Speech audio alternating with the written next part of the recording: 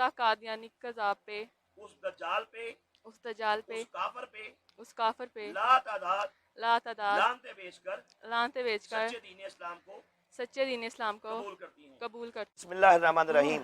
ناظرین محترم، میں ہوں عرفان محمود برق، جس نے فتنہ قادیانیت پر لا تعداد لعنتیں بیچ کر سچے دین اسلام کو قبول کر لیا۔ ابھی میں گجرانوالہ کا علاقہ ہے تریگڑی، یہاں پہ ناظرین موجود ہوں۔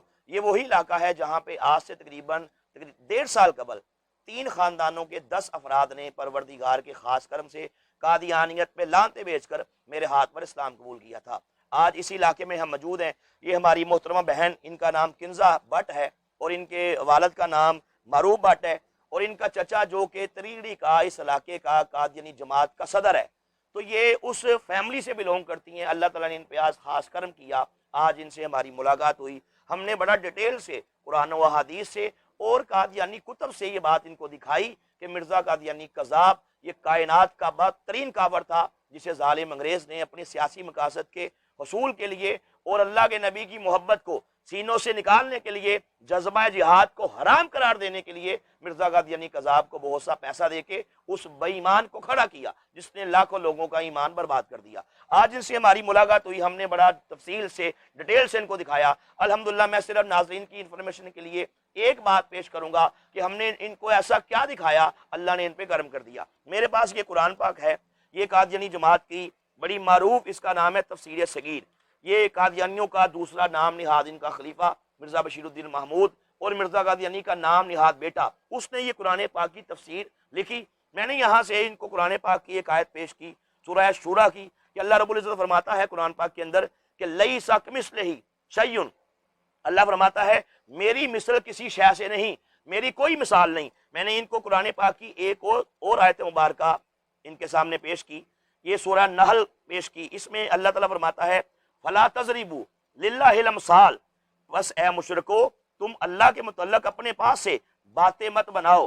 میں نے ان کو بتایا کہ قرآن پاک نے ہمیں، اللہ تعالیٰ نے ہمیں اپنی مثال دینے سے منع کر دیا کہ میری کوئی مثال نہیں ہے، میں بے مثال ہوں، میری مثال مت دو۔ لیکن میں نے ان کو دکھایا کہ مرزا قادیانی کذاب یہ قرآن پاک کا اتنا بڑا دشمن تھا، اور اس نے پروردگار کے احکامات کی اس قدر پامالی کی اور قرآن پاک کا انکار کیا۔ یہ میرے پاس ایک بک ہے، اس کا نام ہے روحانی خزائن، وولیم نمبر 20، لکھنے والا مرزا قادیانی کذاب۔ اس کا میں نے پیج نمبر 396 ان کے سامنے پیش کیا۔ اس میں مرزا قادیانی کذاب نے ایک بکواس کی اللہ پاک کے بارے میں، اللہ کی شان میں گستاخی کرتے ہوئے اور قرآن پاک کا انکار کرتے ہوئے۔ اس نے اس میں لکھا، کہتا ہے وہ خدا جو ہمارا خدا ہے، کہتا ہے وہ خدا جس کے قبضہ میں ذرہ ذرہ ہے، اس سے انسان کہاں بھاگ سکتا ہے۔ کہتا ہے خدا فرماتا ہے، وہ فرماتا ہے کہ میں چوروں کی طرح پوشیدہ ہوں گا۔ میں نے ان کو بتایا کہ نعوذ باللہ مرزا قادیانی بے ایمان نے اس 1.5 لائن کے اندر 3 بدترین کفریات کیے۔ نمبر 1، اللہ تعالیٰ نے قرآن پاک میں فرمایا کہ میری مثال مت دو، میری مثال نہیں ہے۔ اس نے کہا اللہ میں تو تیری مثال دوں گا، قرآن کا انکار کیا، اور جو بندہ قرآن پاک کا انکار کرے یہ بدترین کافر ہے، مسلمان نہیں۔ نمبر 2، اس نے اللہ تعالیٰ کی مثال بھی دی تو چوروں سے دی، پروردگار کو معاذ اللہ چور سے تشبیہ دی، پروردگار کو چور کہہ کے پروردگار کو معاذ اللہ گالی بکی۔ جو اللہ رب العزت کو گالی بکے، اللہ پاک کو چور کہے، یہ کائنات کا بدترین کافر ہے، مسلمان نہیں ہو سکتا۔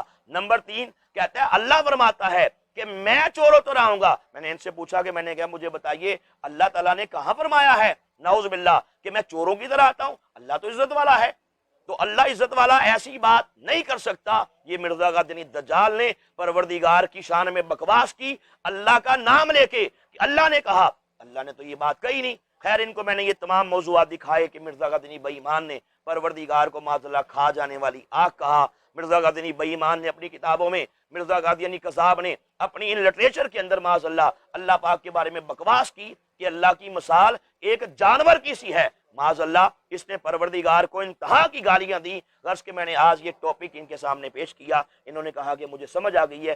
یہ الحمدللہ مسلمان ہوئی۔